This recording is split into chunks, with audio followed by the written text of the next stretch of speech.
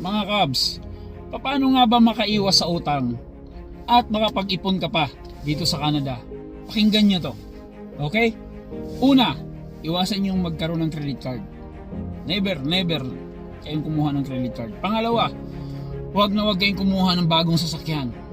Pangatlo, eto, malaki to. Huwag kayong kumuha ng bahay. Okay? Pangapat, iwasan nyo yung maluhong buhay. Okay? Huwag kayong bumili ng mga mamahaling gamit. Mga bag, sapatos, kung ano man yan, mga damit. Iwasan nyo na lahat ng yon.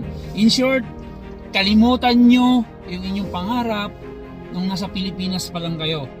Matagal nyo na pinapangarap na nasa isip ninyo na kapag nakarating na kayo ng Canada, matutupad lahat ng pangarap ng yon. Kalimutan nyo yun. Okay, pag sinunod nyo yun, wala kayong maiipon. Ano ba yung mga pangarap na yun? Magkaroon ng sasakyan. Yung matagal mo nang pinapangarap na sasakyan na Honda Civic or Honda CR-V.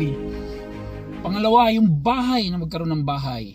Makabili ng mga damit, gamit na kagaya ng bag, sapatos na mga magaganda na hindi mo kayang bilhin sa Pilipinas. Kalimutan mo lahat ng yun. Never kang magpaplano na mag-travel or mamamasyal. No. Gagawin mo lang, magtrabaho ka na magtrabaho. No holiday. Okay? Sigurado ako, hindi ka na magkakautang, magkakaipon ka pa. In 5 years, dami mo ng ipon. Oh, sigurado yun. Ganun lang, Cubs. Ganun lang. Okay?